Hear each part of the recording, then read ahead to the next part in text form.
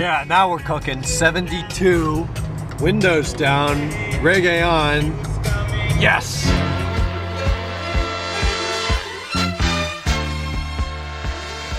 Welcome to Thursday. I've been up here for a couple of hours doing my thing at the shop. Firstly, I did a lot of organization. Over here, I reorganized everything actually. Before, I was organizing this by like front seat, back seat, trunk. That's just stupid. So now we've got pop rivets, plastic nuts, self-tapping screws and small bolts, traditional hex bolts, Torx fasteners, female Allen fasteners. The audio corner, that's what I'm calling the rear left oddments tray. All those specialty screws in there, I'm just going to keep them in their own spot. Nuts, small brackets, rubber components, small miscellaneous sensors, glove box strut, brake and fuel line holders, wire ties, wire clips, washers, body nuts, brakes. I'm keeping all the brake small lines and caliper guide bolts and guide bolt covers in there, and caliper carrier bolts, ABS and brake fittings, hose clamps. Then we've got latches, trunk and door latches, brackets, suspension hardware, and an exhaust gasket. I don't really know where to put that. And then strut caps. And then back here, Nate is keeping some exhaust studs. And oh, look, Kenan, it's your order. The number 1 E39 source order is hiding back there. So I loosened up all of these 16 or 18s today in preparation for pulling the engine out. There's 6 bolts that hold the front subframe to the chassis, and they're not loose, but I broke them free and then snugged them back down, so you know, safety. But that should be a little easier. The only problem I had was over here, this one. You're not going to be able to see it, maybe, but the bolt is not centered in the bore.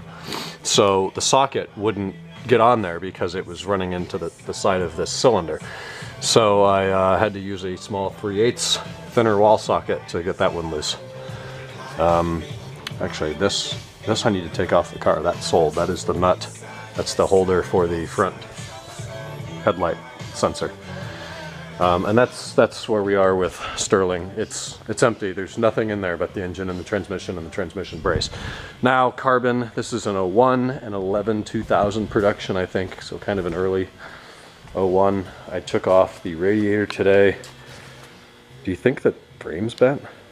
But with everything torn down, all the broken stuff off, now it's drivable. I had to reseat that belt back on there, and I've just zip tied off these power steering lines, so hopefully they don't keep pissing. I have no idea if that's going to work. I shoved some towels on the water pump housing and then that coolant line. Just maybe we'll make less of a mess. I don't really know. But this one is the damage is much worse than the Sterling car. But I'm going to go drive it, see how the transmission and engine feel. With no power steering, that'll be fun. 2018. So my battery died as I was filming shop updates, but that was kind of the majority of my day was catching up on stuff up there.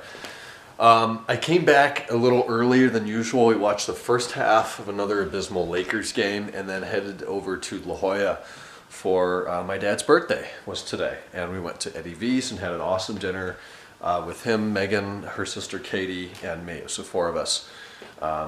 Bacon wrapped filet, martinis, asparagus and fries for sides, and then some delicious creme brulee.